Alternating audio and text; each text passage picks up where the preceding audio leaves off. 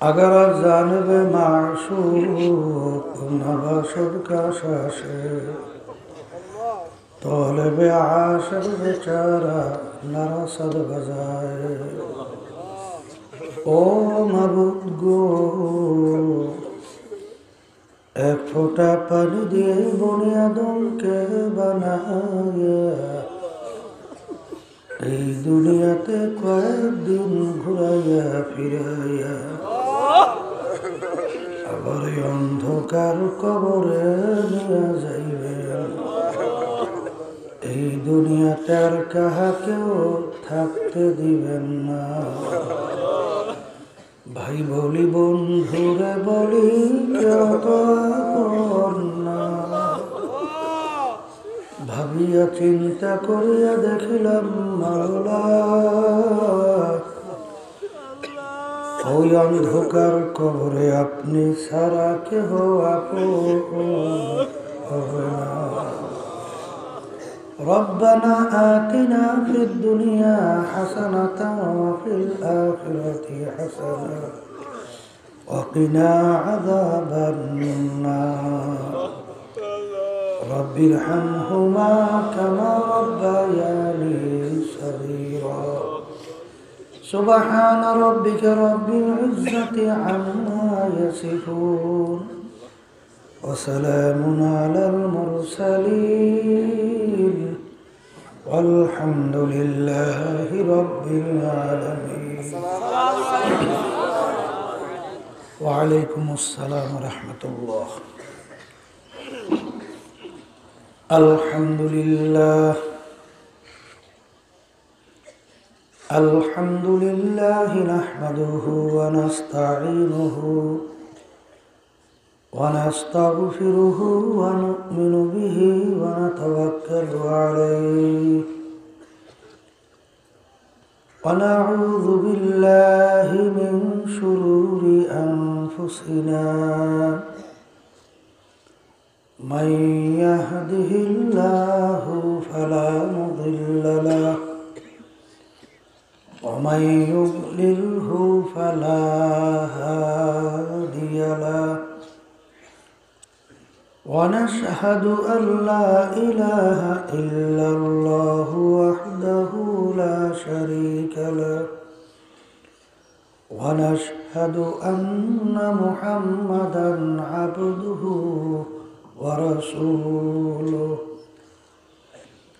أما بعد فأعوذ بالله من الشيطان الرجيم بسم الله الرحمن الرحيم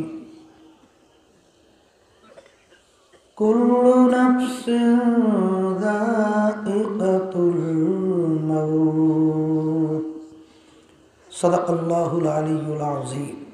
সবাই দুরূদ শরীফ পড়ি। আল্লাহুম্মা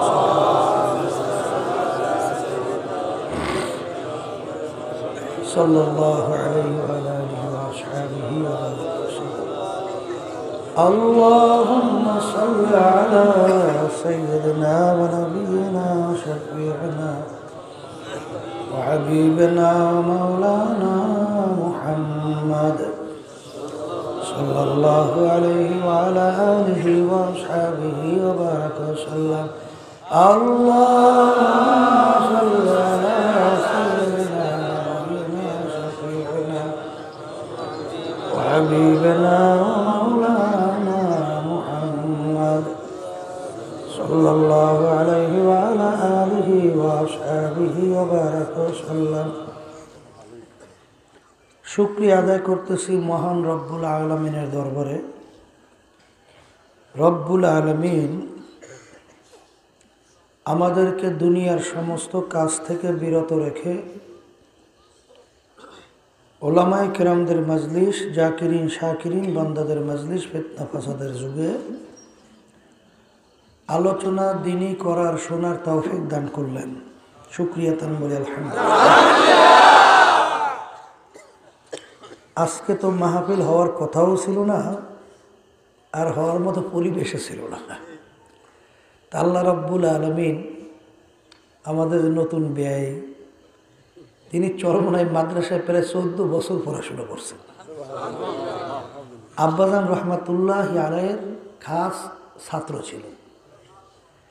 আল্লাহ যে আমাদের সঙ্গে তার সম্পর্ক তৈরি হবে চিন্তাও ছিল না। আসলে আল্লাহ যদি লিখে রাখেন কোন সময় কিভাবে হয় এটা আমাদের জেহেনেও ধরে না। তা আসলে তার সম্মানেই মূলত আসা। আজকে আমাদের বড় ভাই সহ আমাদের চেয়ারম্যান সাহেব, আমাদের মুফতি সাহেব, এরপর আমার একেবারে ছোট ভাই যে নুরুল করিম সাহেব সহ সবাই এখানে আসছে, আল্লাহর রহমতে আসছে। এবং আমাদের অনেক ভাই, আমাদের স্ত্রীরা, ভাই মানে বাচ্চা কাচ্চা সহ আত্মীয় স্বজন সবাই আসছে অনেকে। তা মাশাআল্লাহ, আল্লাহ শুকরিয়া। আল্লাহ অনেককে টাকা পয়সা দেয়, কিন্তু সবাই টাকা কিন্তু দিনের কাজে লাগে না। কিন্তু আল্লাহ রাব্বুল আলামিন কবুল করছেন। এখানে বেহেশতের একটা বাগিচা তৈরি হয়েছে। এর বড় অবদানের ভিতরে আমাদের ব্যয় হিসাবের অবদানটা অনেকটা বেশি। তাই প্রথম আমি দোয়া করি আল্লাহ যেন এই প্রতিষ্ঠানকে দিনের জন্য কিয়ামত পর্যন্ত সহিভাবে কবুল করে। মাদ্রাসা যে হয়েছে, অনেক এলাকাবাসী এর প্রতি দরদ আন্তরিকতা কি পরিমাণ আছে তা আমি জানি না। তবে আলহামদুলিল্লাহ আমি যেটা শুনছি যে মাদ্রাসা অল্প দিনের ব্যবধানে মিজান জামাত পর্যন্ত আল্লাহর রহমতে হয়েছে এবং হেফজখানা চলতেছে, নুরানি বিভাগ চলতেছে। অল্প দিনের ব্যবধানে কিতাবখানা হওয়া এটা কিন্তু কঠিন ব্যাপার। এবং শুনছি সিংহভাগ ছেলেরা এলাকার লোকরাই তাদেরকে লজির হিসাবে ব্যবস্থা করছে। লজির প্রথা এখন কিন্তু নাই, কিন্তু আপনাদের এলাকায় এসে শুনলাম যে মাশাআল্লাহ এখন লজির রাখে। তাহলে বোঝা গেল এলাকার লোকদেরও আন্তরিকতা অনেক বেশি। আমি দোয়া করি আল্লাহ যেন এলাকার বাসী, আমার মা বোন সহ সবাইকে যেন আল্লাহ সহিভাবে দুনিয়া এবং আখিরাতে সম্মানের ব্যবস্থা করে। শিক্ষা দুই প্রকার, একটা হলো দুনিয়ামুখী শিক্ষা, আর একটা হলো দুনিয়া এবং আখিরাতমুখী শিক্ষা। শুধু নিছক দুনিয়ামুখী শিক্ষার মাধ্যমে 100 জন মানুষের ভিতরে 100 জনই অমানুষ, অর্থাৎ কুত্তা শ্রীগালের চেয়েও খারাপ হয়। অনেকে রাগ করবেন না, বোঝার চেষ্টা করেন। আমাদের দেশ পরিচালনা করলো এমপি মন্ত্রীরা, ঠিক না? কিছুদিন আগে টিআইবি রিপোর্টের ভিতরে আসছে দেশ যে পরিচালনা করলো এমপি মন্ত্রীরা, এদের ভিতরে 100 জনের মধ্যেই তারা জরিপ করছে 97 জনের মতো চোর। এখন অনেকে আবার মনে করি না 3 জন তো ভালো আছে, না 3 জনও চোর, একটু কম চোর, জোরাইছেন না। হাসার কথা আমাদের জন্য এটা দুঃখ। আমি আমার মুরব্বী, আমার যুবক, আমার পর্দা আলে মা বোনদেরকে আমি জিজ্ঞেস করব, বলেন তো দুর্নীতি, চুরি, এটা কি মানুষের কাছে না মানুষ? আচ্ছা, এই যে এমপি মন্ত্রীদের ভিতরে 100 জনের ভিতরে দিনী শিক্ষায় শিক্ষিত কয়জন? একজনও না। আচ্ছা, তাহলে তারা কোনো শিক্ষায় শিক্ষিত হয় নাই? তাদের তো ডিগ্রির কোনো অভাব নাই, অনেক তাদের উপাধি আছে, অনেক সার্টিফিকেট তাদের আছে। কিন্তু যেই শিক্ষায় তারা শিক্ষিত হলো, এই শিক্ষার মাধ্যমে তাদেরকে মানুষ বানাতে পারে নাই, পশুর চেয়েও খারাপ হয়েছে। এবার আর একটা প্রমাণ শোনেন, আমাদের পাশের রাষ্ট্র এই মায়ানমার, নাম শুনছেন? সেখানে মুসলমানদের ইতিহাস 1000 বছরের ইতিহাস। এমনকি প্রাক্তন পয়সার মধ্যে সেখানে কিন্তু আরবি লেখায় এখনো লিখিত অবস্থায় পয়সাগুলো আছে। তো ওগুলোর আধিপত্য সহ সব অবস্থান ছিল মুসলমানদের। ওরা বিজাতি বৌদ্ধদের কিন্তু ওইটা জমিন না। তারপর কি করলো, 1000 বছর ইতিহাস মুসলমানদেরকে নিরপরাধী, আমার মুরব্বীদেরকে, আমার যুবকদেরকে, আমার পর্দালে মা বোনদেরকে, আমার মায়ের কোলের বাচ্চাটা মায়ের দুধ পান করতেছে, সেই বাচ্চাটাকে টাইনা টুকরা টুকরা কইরা রক্ত দিয়ে তারা গোসল করে হোলি খেলায় মত্ত হয়েছে। আনন্দ উল্লাস ফুর্তি করছে। আচ্ছা বলেন যে এই কাজটা করছে মানুষের কাজ না মানুষ? অমানুষের কাজ। আচ্ছা বলেন তো এই কাজটা যারা করছে দিনই শিক্ষায় শিক্ষিত কয়জন? একজনও না। তারা কি কোনো শিক্ষায় শিক্ষিত হয় নাই? তাহলে ওই শিক্ষার মাধ্যমে তাদেরকে মানুষ বানায় নাই, পশুর চেয়েও খারাপ বানাইছে। জাতিসংঘের নাম শুনছেন? জাতিসংঘ শুনছেন? আমার আব্বাজান রহমাতুল্লাহ আজকে চরমনের জমিনে শুয়ে আছেন। আব্বাজান রহমাতুল্লাহ আলাই সৌদি আরবের সরকারের পক্ষ থেকে রয়্যাল গেস্ট হিসাবে তিনি দাওয়াত পেয়েছিলেন। তিনি যখন দাওয়াতে গেলেন, যাওয়ার পরে বাংলাদেশের পক্ষ থেকে আব্বাজান আরাফাত ময়দানে ভাষণ দেওয়ার সুযোগ পেয়েছিল। তখন আব্বাজান রহমাতুল্লাহ আলাই বলছিলেন যে তামাম দুনিয়ার মুসলমান তাদেরকে লক্ষ্য করে বলছেন যে এই যে জাতিসংঘ দেখো, এটা কিন্তু জাতিসংঘ নয়, এটা মূলত মুসলমান নিধনকারী সংঘ। বাস্তব নমুনা তো আমরা অনেকেই এখন সচেতন, সবাই প্রায় জানি।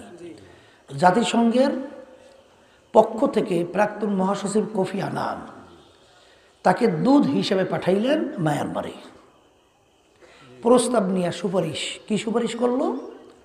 ওখানে প্রধানমন্ত্রী, অং সান সুচি এবং সেনা প্রধান তাদের কাছে বলল যে এই ধরনের কাজ করা যাবে না, আমরা সুপারিশ করতেছি, এটা বন্ধ রাখতে হবে। বলেন তো জাতিসংঘের প্রাক্তন মহাসচিব প্রস্তাব রাখার পরে ওরা কি ওদের এই জুলুম, এই নির্যাতন, অত্যাচার বন্ধ রাখলো না আরো বাড়লো? তাহলে জাতিসংঘের মতো তাদের পক্ষ থেকে নিযুক্ত দূত প্রস্তাব রাখলো, সেটা তারা প্রত্যাখ্যান কইরা অত্যাচার আরো বাড়ালো। এটা কি মায়ানমার মতো একটা রাষ্ট্র সাহস করার কথা? এত ছোট্ট একটা রাষ্ট্র। তাহলে এই কাজটা যে করলো, আমরা বলবো যে জাতিসংঘের থেকে যে দুধ আসলো, এটা শুধুমাত্র তামাম দুনিয়ার মানুষকে দেখাবার জন্য আই ওয়াশ মাত্র, কিন্তু তাদের ভিতরে ছিল একটা, বাহিরে ছিল। এরপরে জাতিসংঘের মিটিং হইল, সেখানে তো আপনার মায়ানমার ইস্যু উঠছিল না, সেখানে তামাম দুনিয়ার মোরল দাবি করে আমেরিকা, রাশিয়া, ভারত, চীন, উল্লেখযোগ্য রাষ্ট্রগুলো। তারা কি মায়ানমারের পশুদের পক্ষ অবলম্বন করলো না নির্যাতিত মুসলমানদের পক্ষ অবলম্বন করলো? কথা ভালো করে বোঝে। সব পশুদের পক্ষ অবলম্বন করলো না? আচ্ছা বলেন, এই যত ধারাবাহিক আমি আলোচনা করলাম, এর ভিতরে দিনই শিক্ষায় শিক্ষিত কয়জন? একজনও না।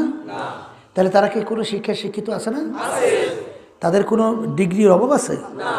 কিন্তু ওই শিক্ষার মাধ্যমে ওদেরকে মানুষ বানায় নাই, কুত্তার চেয়েও খারাপ বানাইছে। আর একটা শিক্ষার কথা বলছিলাম, দিনী শিক্ষা। কি শিক্ষা? অর্থাৎ যে শিক্ষাটা দুনিয়া এবং আখেরাতে মুখী শিক্ষা। আর এই দুনিয়ামুখী শিক্ষাটা, এই যে ঘটনাগুলো ঘটতেছে, কারণ কি? এই শিক্ষাটা শুরু হয়েছে মূর্খের থেকে। কি থেকে? অনেকে হয়তো বা পরিষ্কার নাও বুঝতে পারেন। বলেন তো, দুনিয়া সৃষ্টির পরেই এমএ ক্লাস ছিল? BA class? আচ্ছা, তাহলে আইএ মেট্রিক 9, 10? তাহলে সর্বপ্রথম শুরু হয়েছে ক্লাস 1। আচ্ছা বলেন তো, ক্লাস 1 এর আগে কোন ক্লাস ছিল? ছিল একটা ক্লাস, মূর্খ ক্লাস। কথা ঠিক কি? তাই মূর্খ আলারায় পড়াইছে ক্লাস 1 আলারাই, 1 আলায় পড়াইছে 2 আলারাই, 2 আলায় পড়াইছে 3। শুরু হয়েছে মূর্খের থেকে, আর উপরে হচ্ছে নিচ থেকে। আর একটা শিক্ষা বলছি, দিনী শিক্ষা। তাই মূর্খের থেকে যে শিক্ষাটা শুরু হয়, ওই দুনিয়ামুখী শিক্ষাটা বলছি। এই শিক্ষার মাধ্যমে তো মানুষ মানুষ হওয়ার কথাই না, যার বাস্তব আমরা বর্তমানে তামাম দুনিয়া দেখতেছি। আর একটা শিক্ষা বলছি, দিনী শিক্ষা, যে শিক্ষার শিক্ষক স্বয়ং আল্লাহ রাব্বুল আলামিন। আল্লাহ রাসূল সাল্লাল্লাহু আলাইহি ওয়াসাল্লাম বলছেন, আল্লামানি রব্বি ফা আহসানা তালিমিহি। আমার মাওলা আমাকে নিজে শিক্ষা দিয়েছেন। শিক্ষাটা কত উত্তম শিক্ষা! ওই শিক্ষার মাধ্যমে মানুষ হয়, যার বাস্তব প্রমাণ আমি সংক্ষেপে বলবো। আমাদের বাংলাদেশের ভিতরে এই 1% মতো কম বেশি বৌদ্ধ আছে না? আমাদের মা বোনদেরকে, আমার বাচ্চাদেরকে মারলো, আমাদের মুসলমানদের রক্তকষ্ট গায়ে নাই? আমাদেরকে মন চায় না এর প্রতিশোধ দিতে? কিন্তু আমরা কি ওই বৌদ্ধদের উপরে চড়াও হয়েছিলাম, আক্রমণ করছিলাম? যদি চড়াও হতাম, নাস্তা খাওয়ার ভাগে হতো। কিন্তু আমাদের কোন বিবেক, কোন নীতি আদর্শ ফিরে রাখলো? বলেন ইসলাম। কথা ঠিক কিনা? আজকে তাম দুনিয়ার মধ্যে দেখবেন বাজার, ভারতের বর্তমানে প্রধানমন্ত্রী নরেন্দ্র মোদী কিছুদিন আগে মন্তব্য করছিল, তোমরা যদি শান্তিতে থাকতে চাও, আল্লাহ রাসূল সাল্লাল্লাহু আলাইহি ওয়াসাল্লামের কথা উল্লেখ করে বলছে, সেই নীতি আদর্শ যদি মানতে পারো শান্তি পাওয়া। যদিও নাকি মানে না, কিন্তু স্বীকার না কইরা পারে না। তাম দুনিয়ার সমস্ত বড় বড় মনীষীরা 100 মনীষীর নাম লিপিবদ্ধ করতে যাইয়া এই 1 নম্বর নামটাই আল্লাহ হাবিব মুহাম্মদ রাসূলুল্লাহ সাল্লাল্লাহু আলাইহি ওয়াসাল্লাম নামটা নিয়ে আসতে বাধ্য। একে তো বিজাতিরে লিস্ট করছে, আমরা করি নাই। কিছুদিন আগে আপনারা দেখছেন নেদারল্যান্ড, প্রাক্তন নেদারল্যান্ডের এমপি ছিল এবং উল্লেখযোগ্য একজন, মানে খুব দাপটওয়ালা এমপি, নিজে পরে একটা দলও করছিল। তাম দুনিয়ার ভিতরে ইসলাম বিদ্বেষী যত উল্লেখযোগ্য ব্যক্তিত্ব, তার ভিতরে ওই একটা। কথা বুঝছেন? কি নাস্তিক নাস্তিক, হ্যাঁ সো কঠিন। ও কোরআনুল কারীমকে বলতো 20, সম্বোধন করতো কোরআনুল কারীম কি কইয়া 20, আর ইসলামকে বলতো ওরা একটা মিথ্যুক ধর্ম, মিথ্যা। সে যখন নাকি কোরআনুল কারীম এর বিরুদ্ধে, ইসলামের বিরুদ্ধে একটা বই লিখবে, এই জন্য পদক্ষেপ গবেষণা শুরু করছে। তাই ইসলাম সম্পর্কে লিখতে হলে ইসলাম সম্পর্কে জানা লাগবে না? তাই ইসলাম সম্পর্কে জানতে গেছে, জানতে যাই হয়তো 15 দিন হবে না, 15 দিন হবে না, এর ভিতরেই তিনি নিজে কলেমা পড়িয়া মুসলমান হইয়া সাংবাদিক সম্মেলন করিয়া ঘোষণা দিয়েছেন। এই আলোচনার মাধ্যমে বাজান আমি যা বুঝাতে চাই, যারা এখন মুসলমানের ঘরে জন্মগ্রহণ করিয়া ইসলামকে ভালো লাগে না, মুসলমানি চরিত্র অবলম্বন করতে ভালো লাগে না, আজকে বিজাতিদের চক্র, এই কার্ল মার্কস, লেনিন, মাও সেতুং, আব্রাহাম লিঙ্কন, এই জওহরলাল নেহরু, বিভিন্ন বিভিন্ন বিভিন্ন এই কায়দায় যারা পিছনে পিছনে ঘোরেন, আমি বলবো বাজান খসরাত দুনিয়া ওয়াল আখিরাহ, আপনার দুনিয়াতেও বরবাদি এবং আখিরাতেও ধ্বংস। কথা ঠিক না? এই জন্য আমি ধন্যবাদ জানাই আমাদের ব্যয়কে, যে তিনি যে দিনী প্রতিষ্ঠানগুলো শুধু এইটাই না, তিনি বরিশাল দেখিলাম সেখানেও করছে, আর বিভিন্ন জায়গায় তার যেই মনটা, এই জন্য আমরা তাকে দোয়া করি আল্লাহ যেন আরও দিনের পক্ষে কাজ করার তৌফিক দেন।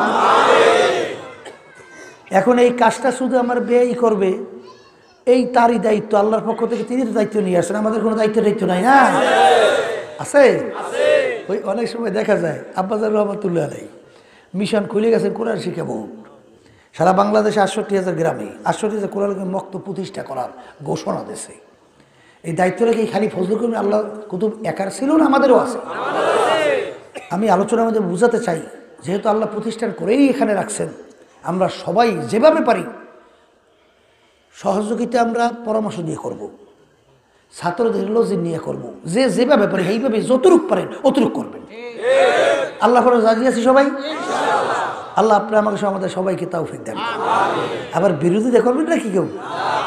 বিরোধিতা করলে একটা কথা মনে রেখেন, যেই বাতি আল্লাহ জ্বালাবে সেই বাতি কিন্তু কেউ নিভাইতেও পারবে না, বরঞ্চ নিজে ধ্বংস হয়ে যাবে। দিনের মিশনের ব্যাপারে কোনো সময় বিরোধিতা করা যায় না, এবং যে করবে সে কিন্তু মুসলমানের চরিত্র তার ভিতরে থাকবে না, নাকি? আল্লাহ কবুল করুক। তা যাই হোক, কথা বেশি লম্বা না, আজকে শুধুমাত্র আসলে সম্মানার্থেই আসছি, আপনারা কষ্ট করে আসছেন, এই জন্য 2-1 কথা বলা। আমি আপনাদের সামনে কোরআনুল কারীমের আয়াত শরীফ তেলাওয়াত করছি, কুল্লু নাফসিন যায়কাতুল মাউত। আল্লাহ বলছেন প্রতিটা জানদার, যার রূহ আছে, তার একদিন না একদিন মৌতের শরাব পান করা লাগবে। একজন জিজ্ঞাসা করছিল, এই এক আল্লাহর অলির কাছে, আলেমের কাছে, হুজুর মৃত্যুর কি কোনো নির্ধারিত ঠিকানা মিখানা আছে? তখন সে উত্তর দিয়েছিল আছে। কলে কেমন? কলে যখনই জন্ম হয়েছে তখনই ধরিয়ে নেবা, ওইটাই ঠিকানা, মৃত্যু হবে। কি কথা না, মরণ লাগবে না? মরণ লাগবে তো। তাই যেহেতু মরণ লাগবে, মরার পরে কি হবে ওই কোরআনুল কারীম থেকে আমি আপনাদের সামনে শুনাই। আল্লাহ বলছেন, ফারিকুন ফিল জান্নাতি ওয়া ফারিকুন ফিস সাইর। মরার পরে রাস্তা কিন্তু দুইটা। জোরে বলেন কয়টা? বাংলাদেশের সরকার, তামাম দুনিয়ার সরকার মানুষগুলোকে দুইটা ভাগে ভাগ করে। এক শ্রেণীর মানুষকে সরকার তার বালাখানা, সুন্দর সুন্দর এয়ার কন্ডিশনের বাড়ি গাড়ি, বড় বড় অফিসারদের জন্য রাখছেন, এমপি মিনিস্টারদের জন্য রাখছেন। আর এক শ্রেণীর মানুষ সরকার ধৈর্য নিয়ে তার জেলখানার ভিতরে আটকে রাখে। কথা ঠিক কিনা? আমি আমার বাজানদেরকে জিজ্ঞাসা করব, পর্দার আড়ালের মা বোনরা যারা শুনতেছেন তাদেরকে জিজ্ঞাসা করবো, বাজান সরকার যাদেরকে জেলখানার ভিতরে রাখলো আর যাদেরকে বালাখানায় রাখলো, দেখতে মানুষের আকৃতি, সুরাত, অঙ্গ প্রত্যঙ্গ কোনো পার্থক্য আছে কিনা? সরকার জেলখানায় রাখলো কাদেরকে? চোর, ডাকাত, সন্ত্রাস। কথা সরকারের নিয়ম অনুযায়ী চলে না, সরকারের কথা মানে না, এদেরকে নিয়ে সরকার জেলখানায় রাখলো। আর যাদেরকে বালাখানায় রাখলো বড় বড় অফিসার, এমপি, মন্ত্রী, বড় বড় মিনিস্টার, তাদেরকে কিন্তু দেখার দৃষ্টিকোণ থেকে, অঙ্গ প্রত্যঙ্গে, হাতের, কানের, পায়ের দিক থেকে কোনো পার্থক্য কিন্তু নাই। সোরারও কিন্তু চক্ষু দুইটা, মিনিস্টারের চক্ষু কয়টা? তাহলে আমার বাজানদেরকে বলবো, সরকার কোন কারণে এদেরকে দুই ভাগে ভাগ করলো? একেবারে পরিষ্কার মনে রাখা লাগবে, আমলের কারণে, কাজের কারণে। কিসের কারণে? আল্লাহ রাব্বুল আলামিন কিয়ামতের ময়দানে মানুষগুলোকে যে দুইটা ভাগে ভাগ করবে, তাও কিন্তু কাজের কারণে, আমলের কারণে। কিসের কারণে? বাজান কাদেরকে আল্লাহ রাব্বুল আলামিন তার বালাখানায় রাখবেন আর কাদেরকে তার জেলখানায় রাখবেন, তাও কিন্তু আল্লাহ রাব্বুল আলামিন আগুই আপনাকে আমাকে জানাই রাখছেন। আল্লাহু আল্লাহ। আল্লাহ রাব্বুল আলামিন বলছেন, যারা ঈমান আনবে, ঈমান আনার পরে আমলে সালেহ করবে, অর্থাৎ ভালো কাজ করবে, তাদের জন্য আমি জান্নাতুল ফেরদাউস সাজাইয়া রাখলাম। আল্লাহ আপনি আমার জন্য, আমাদের সবার জন্য কবুল করে নেন। আর আল্লাহ রাব্বুল আলামিন তার জেলখানায় কাদেরকে দেবেন? আল্লাহ রাব্বুল আলামিন কোরআনুল কারীমের ভিতরে আগেই জানাই রাখছেন, ওয়া আম্মা মান খাফাত মাওয়াজিনুহু ফা উম্মুহু হাবিয়া ওয়া মা আদরাকা মা হিয়া নারুন হামিয়া। কিয়ামতের ময়দানে আল্লাহ রাব্বুল আলামিন প্রত্যেকটা মানুষের আমল নামাকে দাড়ি পাল্লায় দিয়ে ওজন দেবেন। যাদের নেকের পাল্লা হালকা হইয়া যাবে, গুনার পাল্লা যাদের ভারী হইয়া যাবে, আল্লাহ বলছেন তাদের জন্য আমি ঠিকানা রাখলাম জাহান্নাম। আল্লাহ আপনি আমাকে, আমাদের সবাইকে মাফ করিয়া দিয়েন। ইন্নাল্লাযীনা আমানু ওয়া আমিলুস সলিহাত। ঈমান আনার পরে ভালো কাজ করা লাগবে। ভালো কাজ কোনটা এটা আমাদের জানা লাগবে। বাজান প্রত্যেক নামাজের পরে আমরা সূরা ফাতিহা তেলাওয়াত করি। সূরা ফাতিহার ভিতরে আল্লাহ রাব্বুল আলামিন তোমাকে আমাকে শিক্ষা দিয়ে রাখছেন, ইহদিনাস সিরাতাল মুস্তাকিম। আল্লাহর কাছে আমরা বলতেছি, মাবুদ গো আপনি আমাকে সিরাতাল মুস্তাকিমে চালান। সিরাতাল মুস্তাকিমের পরিচয় দেন। সিরাতাল মুস্তাকিম কোনটা এটা আমাদের জানা থাকা লাগবে। সিরাতাল্লাযীনা আন'আমতা আলাইহিম, যাদের উপরে আপনার নেয়ামত বর্ষিত হয়েছে, যেই পথে চলার পরে তাদের পথে আমাদেরকে চালান। এরা কার? আল্লাহ রাব্বুল আলামিন অন্য আয়াতে পরিচয় দিয়েছেন, মিনান নাবিয়্যিনা ওয়াস সিদ্দিকিনা ওয়াশ শুহাদাই ওয়াস সালিহিন ওয়া হাসুনা উলাইকা রাফিকা। নবীদের পথ, সিদ্দিকিনদের পথ, শুহাদায়ে কেরামদের পথ, কিয়ামত পর্যন্ত নেককার পরহেজগার আল্লাহ ওয়ালাদের পথ হইল সিরাতুল মুস্তাকিম। সবাই জোরে বলি সুবহানাল্লাহ। এখন আমার বাজানদেরকে বলবো, পর্দালে মা বোনদেরকে বলবো, যারা বেহেশতে যাইতে চান এখন তাদের তালাশ করে বের করতে হবে, সেই অনুযায়ী আমাদের চলা লাগবে। নবীদের কাজ কি ছিল, সাহাবায়ে কেরামদের কাজ কি ছিল, সিদ্দিকীনদের কাজ কি ছিল, শুহাদায়ে কেরামদের কাজ কি ছিল, বাজান নেককার পরহেজগার আল্লাহ ওয়ালাদের কাজ কি ছিল, এইটা তালাশ করে বের করে সেই কাজগুলো আমাদের করা লাগবে। জোরে বলেন কথা ঠিক কিনা? এইটা কিন্তু আমি বলি নাই, কোনো পীর মুফতি মুহাদ্দিস বলে নাই, আল্লাহ রাব্বুল আলামিন বলেন, আমি শুনাইতেছি। আর যারা মুসলমান দাবি করি সবার কিন্তু এই কথা মানাও লাগবে। এই জন্য আমার বাজানদেরকে বলবো, পর্দালে মা বোনদেরকে বলবো, বাজান রে, বর্তমানে কিন্তু এক শ্রেণী আমার বাবারা আছে, পর্দালে মা বোনেরা আছে, তারাই তালাশ তো দূরের কথা, বর্তমানে নিজের খেয়াল খুশি অনুযায়ী চলে। বর্তমানে এক শ্রেণী আমার বাবারা, বর্তমানে বাংলাদেশের ভিতরে অনেক পীরের নামে ইমান বিধ্বংসীকারী অনেক মিশন বের হয়েছে। আরে যাদের ওখানে গেলে নামাজ ঠিক মতো পড়া লাগে না, রোজা রাখা লাগে না, পর্দা করা লাগে না, সুন্নাত তরিকায় চলা লাগে না, হারাম হালাল তমিজ করে খাওয়া চলা লাগে না। কিন্তু আমার বাজানদেরকে বলবো, সাহাবায়ে কেরামদের ইতিহাস পড়ে দেখেন। আবু বকর সিদ্দিক রাদিয়াল্লাহু তাআলা আনহু, বাজান তাদের ইমানের অবস্থান কি ছিল, আমাদের বিশ্বাসের অবস্থান কেমন?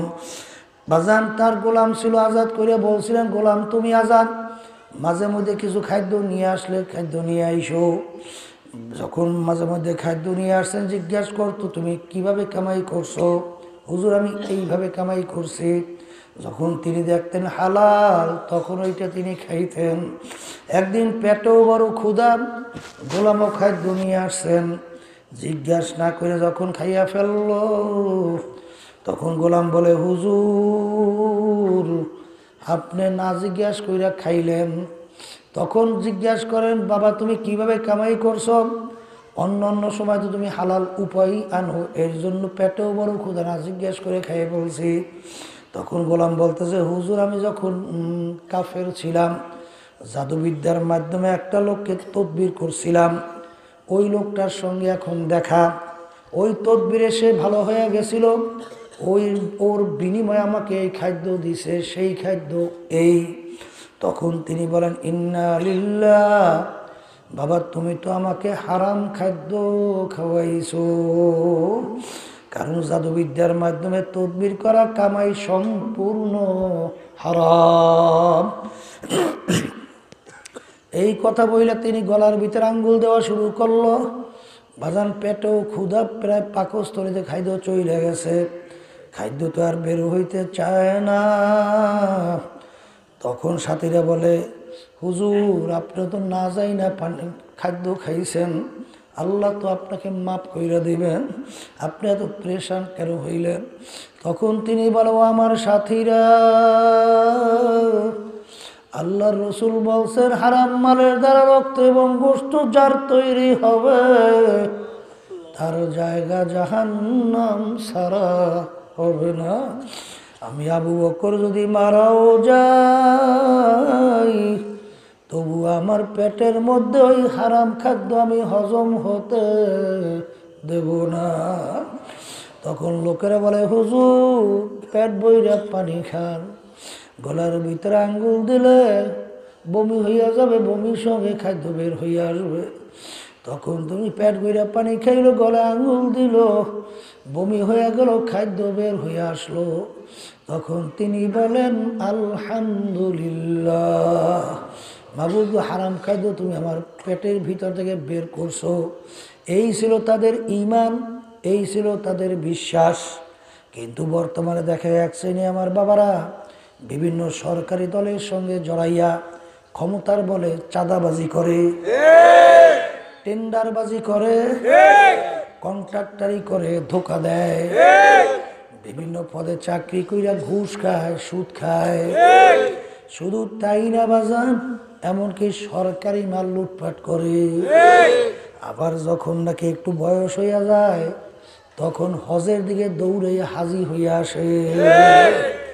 এ আল্লাহর বান্দারা শুইনা রাখো, তুমি 10 বার 15 বার 20 বার হজ করবা, কিন্তু বাজান তুমি যাই না রাখো, তুমি যেই সম্পদ বাজান হারাম উপার্জন করছো, ওই সম্পদ যতক্ষণ পর্যন্ত ওই ফান্ডে জমা না দিবা, তুমি 10 বার হজ করবা, সারা রাত্র নামাজ পড়ব, তোমার কপালের ভিতরে দাগ পড়াব, তাসবিহ নিয়ে 24 ঘন্টা মাওলার জিকির করবা, কিন্তু বাজান রে তোমার জায়গা জাহান্নাম ছাড়া হবে না। তাহলে কিন্তু আল্লাহর হাবিবের হাদিস মিথ্যা হইয়া যায়। বাজান তাদের ঈমান কি অবস্থা ছিল, আর তোমার আমার ঈমানের অবস্থা কি রে বাজান?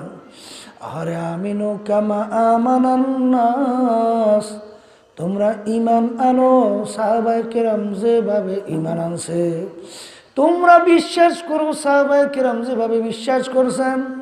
বাজান রে তোমার আমার বিশ্বাসের অবস্থান কি, তাদের বিশ্বাসের অবস্থান কি, একটু মাঝে মধ্যে একটু চিন্তা করো, কারণ মরণ কিন্তু একদিন লাগবে। আর একবার যদি মইরা দুনিয়া থেকে বিদায় নিয়ে কবরে যাও বাজান, দ্বিতীয়বার কিন্তু আর ফেরত আসা যায় না।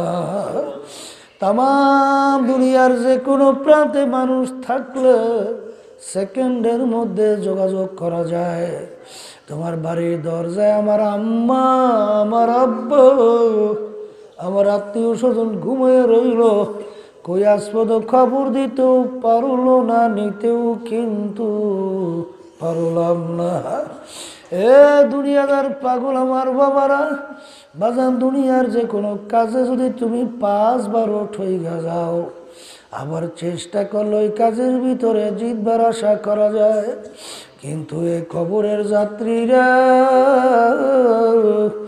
খোদা না কাছতে একবার যদি কেউ কবরে যাইয়া ঠগ, আর দ্বিতীয়বার দুনিয়াতে আইসা পিল কইরা জিতবার কিন্তু আর আশা নাই। এই জন্য আমার বাজানদেরকে বলবো, পর্দালে মা বোনদেরকে বলবো, বাজান ওই দিনের জন্য, ওই রাত্রির জন্য অপেক্ষা করো যেদিন তোমার আমার বাড়ির পাশে মসজিদের মাইকে ঘোষণা হইতে থাকবে, বাড়িওয়ালা নাই রে বাড়ি, নাই রে দুনিয়াতে, বাড়িওয়ালা নাই রে বাড়ি, নাই রে দুনিয়াতে।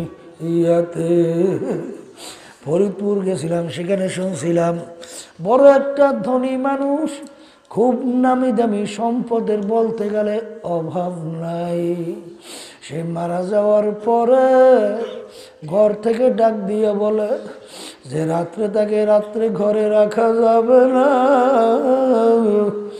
ছোট ছোট বাচ্চারা মরা লাশ দেখলে ভয় পাইবে। এ কপাল পুরারা যারা আজকে দুনিয়ার পাগল হইছ, দুনিয়ার পাগল, দুনিয়া দুনিয়া করো, হারে যা হারে এত কষ্টের কামাই করা বাড়ি, তার বাড়িতে তাকে জায়গা দেয় না। মসজিদের ভিতর থেকে খাট বের কইরা সারা রাত্র খাটের মধ্যে উঠাইয়া মসজিদের বারান্দায় নিয়ে ফেলাইয়া রাখলো। বাজানরা কই তার নিজের কামাই করা বাড়ি, তাকে জায়গা দেয় না। তাম দুনিয়ার মোট 4 জন লোক রাজত্ব করছিল, যারা বড় লোক হইয়া আজকে দুনিয়ামুখী হইছ।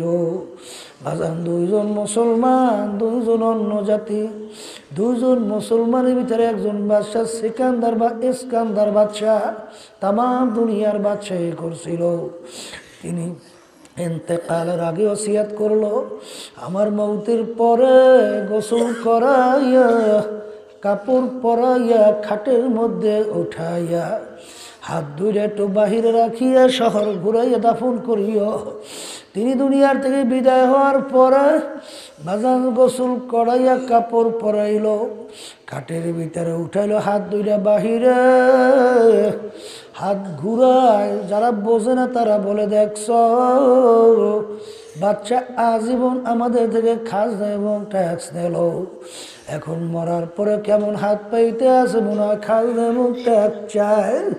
বিজ্ঞ আলেমরা বলে, বোকার দলেরা, তোমরা তো বাজান বোঝো নাই। বাদশাহ সেকান্দার ইন্তেকালের আগে ওসিয়াত করছিল মৌতের পরে হাত বাহিরে রেখে ঘুরাইয়ে দাফন করার জন্য। তিনি তামাম দুনিয়ার মানুষকে বুঝাতে চায়, ও তামাম দুনিয়ার মানুষেরা, আমি বাদশাহ সেকান্দারের মতো এত বড় বাচ্চা মনে হয় দ্বিতীয় আর কেউ হইতে পারবি না। কিন্তু আমি যখন কবরে রওনা করলাম, একেবারে খালি দুইটা হাত দিয়া কবরে রওনা করলাম, আর কিছুই নিতে পারলাম না। এই যে বাজানদেরকে বলো, পর্দালে মা বোনদেরকে বলবো, বাজান দুনিয়া এবং আখিরাত সম্পর্কে একটু চিন্তা মুরাকাবা করো। এরপর দুনিয়া থেকে বিদায় নিয়ে কবরে যাও, রাস্তা কিন্তু দুইটার বাইরে হবে না। আর একটা বেহেশতের রাস্তা আর একটা জাহান্নামের রাস্তা। বেহেশতের রাস্তা কোনটা এতক্ষণ আলোচনা শুনাইলাম, জাহান্নামের রাস্তা কোনটা তাও সংক্ষেপে আলোচনা করে শুনাইলাম। আমি আমার বাজানদেরকে বলো, পর্দালে মা বোনদেরকে বলবো, বাজান আমি আপনাদের জন্য দোয়া করি, আমিও আপনাদের কাছে দোয়া চাই, মালিক যেন আমাদের সবাইকে তার খাস বান্দাবান্দি বানাইয়া তারপর যেন কবরে ডাক দেয়। আল্লাহুম্মা আমিন। এই ঘরের মেয়ে লোকেরা হাত উঠাও, গুনার কথা মনে করো, দু চোখের পানি ফেলাও, মাওলার দরবারে কান্দ, আর মাওলার দরবারে মাপ চাও। যদি কান্না না আসে মন কি বুঝরে মন রে, একদিন এই ঘরের দরজা দিয়া নতুন বউ হইয়া উঠছিল রে মা। কত মেয়ে লোকে শরবত খাওয়াইলো, কত মেয়ে লোকে বাতাস করলো, আবার এমন একটা দিন আসবে এই ঘরের দরজা দিয়া মরা লাশ হইয়া বের হওয়া। ছেলে কান্দে মামা করে, মে কান্দে মা করে, জবাব তো আর দিবা না। মাবুদ গো, আপনার মাঠের দিকে চাইয়া দেখে আপনার বান্দারা কিভাবে কান্দে। মাবুদ গো, আমাদের ছেলেও মরে নাই, মেয়েও মরে, গুনাহ করে বসি রে, মাফ করে দেন গো মাওলা, মাফ করে দেন। আল্লাহ মাহফিলকে আপনি হেদায়েতে জরিয়া বানাইয়া দিয়ে, আল্লাহ যাদের উসিলায় মাহফিল হইল শেষ টাকার নিয়ে সাহায্য করলো, আমরা তারা মাহফিলে উপস্থিত হয়ে গেলাম, আমাদের সবার উপরে আপনি খাস মেহেরবানি নাযিল করেন। আল্লাহ আল্লাহ মাদ্রাসা প্রতিষ্ঠানকে দিনের জন্য সহিভাবে কবুল করে না। যারা জমিদান করল সহযোগিতা করতেছে, আল্লাহ তাদের সকলকে দুনিয়া এবং আখিরাতের শান্তির ব্যবস্থা করে দেন। আল্লাহ আল্লাহ আমাদের যারা হাত তুললো, আমাদের আম্মা আব্বা আত্মীয় স্বজন যে যার কবর শুয়ে আছে, সবার কবরকে আপনি বেহেশতের বাগান বানানো। যত মুমিন মুমিনে তারা কবরে শুয়ে আছে, বেহেশতের বাগান বানায় দেন। আল্লাহ আমাদের অসুস্থ সবাইকে সুস্থ করে দিয়ে। সুবহানা রাব্বিকা রাব্বিল ইজ্জাতি আম্মা ইয়াসিফুন ওয়া সালামুন আলাল মুরসালিন ওয়ালহামদুলিল্লাহি রাব্বিল আলামিন। একজন আর একজনের গায়ের সঙ্গে হাত লাগান, একজন আর একজনের গায়ের সঙ্গে হাত লাগান, হাত লাগাই তওবা করেন। এখানে অনেক আল্লাহর খাস বান্দারা আছে, যাদের সঙ্গে তওবা করলে আল্লাহ রাব্বুল আলামিন আপনাকে আমাকে আল্লাহর খাস বান্দা বানাইতে পারে কি পারে না? পর্দা আলে মা বোনরা যারা আছেন তারা নিয়াত করেন, মোমেনদের সাথে আমরা তওবা করতেছি, আল্লাহ আপনাদের নিয়তকে কবুল করবেন। তবে সবার কিন্তু মন চায় গুনার থেকে ফেরবে, নেকের কাজ করবে না। বাড়ি, রাস্তা, ঘাটে, বাজারে যাওয়ার পরে এই অবস্থা দিলের কি আর থাকবেই? এই জন্য আল্লাহর হুকুম, তোমরা সাদিকিন বান্দাদের সঙ্গী হও। যাদের চরমনের তরিকা ভালো লাগে তারা এই তাওবার ভিতরে নিয়ত করেন, বর্তমান পীর সাহেব হুজুর চরমনাই, তার কাছে মুরিদ হয়ে গেলাম, আল্লাহ আপনাদের নিয়তকে কবুল করবেন। আর যাদের চরমনের তরিকা ভালো লাগে না, যে কোনো সহি তরিকায় যান, মাওলার পাগল হান চোখে পানি নিয়ে কলম নরম কইরে কবরে যান। সবাই বলেন আউযুবিল্লাহি মিনাশ শাইতানির রাজিম। বিসমিল্লাহির রহমানির রহিম। আশহাদু আল্লা ইলাহা ইল্লাল্লাহু ওয়াহদাহু লা শারীকা লাহু ওয়া আশহাদু আন্না মুহাম্মাদান আবদুহু ওয়া রাসূলুহু। तौबा किया मैंने सब बुरी बातों से और सब बुरी कामों से। आए मेरे अल्लाह, इस तौबा को कबूल कर। और बयात किया मैंने ऊपर तरीक़ा चिश्तिया, साबरिया, कादरिया, नक्शबंदिया, मुजद्दिया के ऊपर हार फ़कीर सैयद मोहम्मद रज़ाउल करीम के खलीफा मरहूम हज़रत मौलाना सैयद मोहम्मद फजलुल करीम साहिब के, आए मेरे अल्लाह, इस तरीक़े की नेमतों मेरे नसीब कर।